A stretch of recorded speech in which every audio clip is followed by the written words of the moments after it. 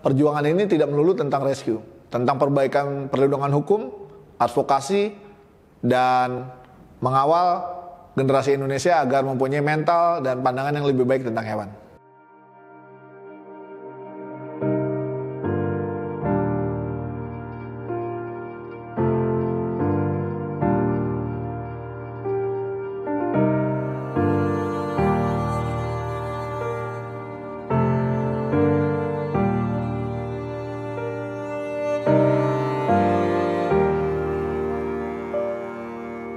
Apa yang sekarang sedang saya lakukan ini di Animal Rescue gitu ya, dengan bikin shelter.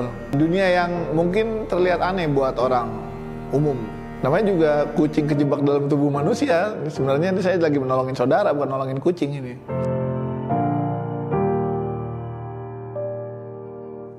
Awal mulanya cuma 1-2 kucing. SD. Kucing ketabrak mikrolet. Dulu nggak ada dokter, mau bawa kemana, mau nanya, dulu nggak ada Instagram, nggak ada Facebook. Cuma ada Kompas doang sama Pos Kota. Akhirnya belajar dari papa, bagaimana menangani dengan apa yang kita punya saja. Dulu adanya cuma obat merah tuh yang ditetes, obat merah. Terus ngobatin dengan ngasih makan gitu, diperhatiin. Kucing-kucing yang tadinya kritis jadi sembuh. Bisa survive lagi dengan perawatan begitu aja.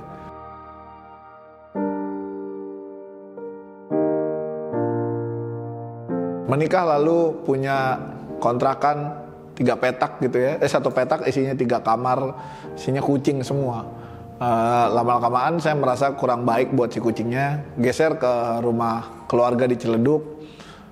Di situ malah tambah gila, bukannya cukup malah tambah gila, ada anjing-anjing dibuang depan rumah yang dari banjir.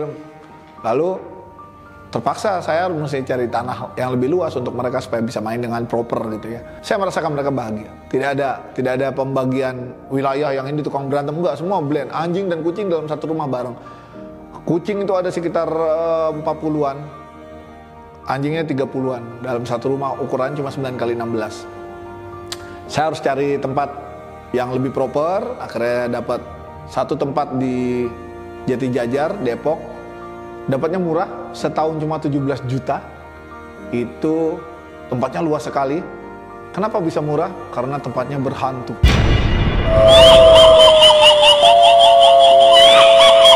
Terima kasih hantu. Jadi saya punya tempat dan hantunya tidak pernah ganggu kami.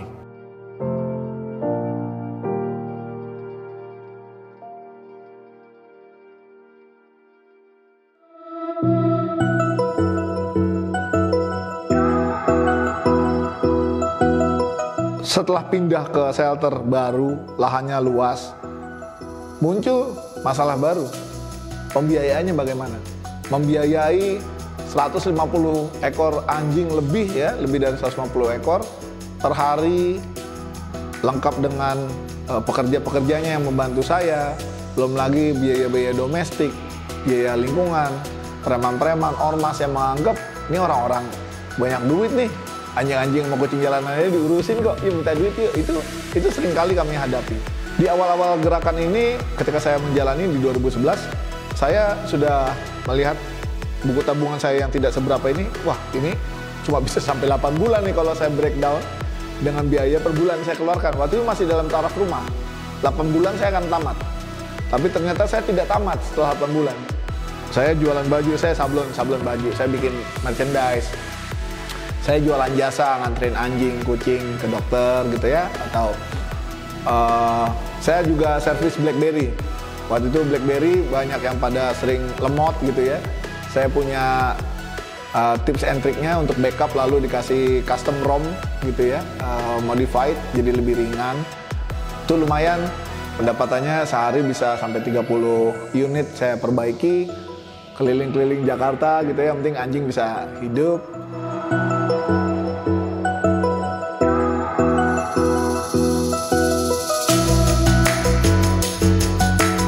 Chapter berikutnya dimulai, di mana tantangannya jauh lebih luas. Punya shelter, pembiayaannya harus banyak. Akhirnya kami bikin beberapa unit usaha. Salah satu unit usaha yang masih terus berjalan sampai sekarang adalah memandikan anjing dan kucing itu.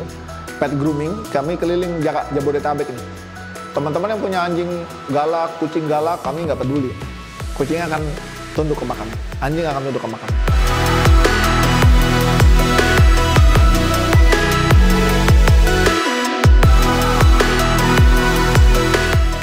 Perjuangan kami di shelter, kami punya tujuan nantinya. Rescue itu adalah cerita, hanya cerita pada anak cucu kita. Dulu kakek, dulu opa pernah rescue anjing dari jalan tol, pernah rescue dari rumah kosong, rescue dari orang-orang yang jahat. Bahwa suatu saat nanti Indonesia akan punya hukum perlindungan hewan yang bisa membuat orang-orang pada patuh untuk tidak menyiksa hewan. Di mana ini adalah titik ideal. Bahkan di Amerika Serikat, di Prancis, di Swedia, di Jerman itu belum ideal. Hukumnya udah oke, tapi masih banyak orang yang terganggu dan menyiksa hewannya.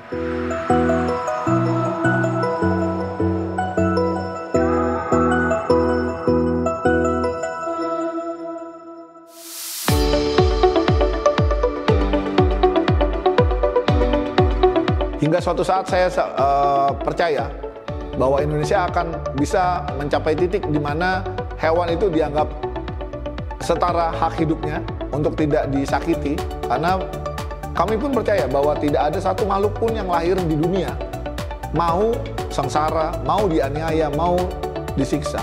Tidak ada satupun yang mau hidup dalam tekanan ketakutan.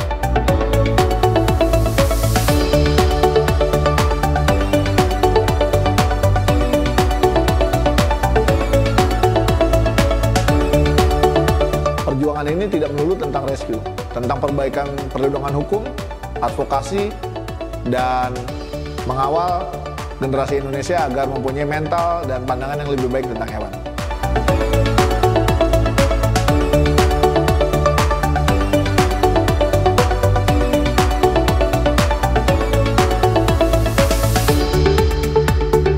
Saya berharap Indonesia bisa segera lebih maju lagi dalam hukum perlindungan hewan, dan pesan saya bagi teman-teman semua di luar sana, kalau nggak suka nggak usah nyakitin, itu saja. Kalau nggak suka kita bisa koeksis kok. Oh si ini jelek nih, biarin aja. Orang jelek harus dimusnahkan juga kan, seperti kita tahu. Jadi kalau kita nggak suka udah biarin aja. Jangan memaksakan bahwa yang harus hidup hanya kita. Lingkungan hidup, alam semesta, hewan-hewan, pegunungan, hutan-hutan, semua bisa hidup tanpa manusia. Tapi manusia tidak bisa hidup tanpa itu semua. Jadi jangan sombong, manusia cuma segelintir faktor di alam semesta yang ketika dihantam sama benda kasat mata kita jungkir balik gitu ya. Jadi jangan belagu, jangan arogan kepada hewan. Kalau berani sama gue, jangan sama hewan. Ya, tampol.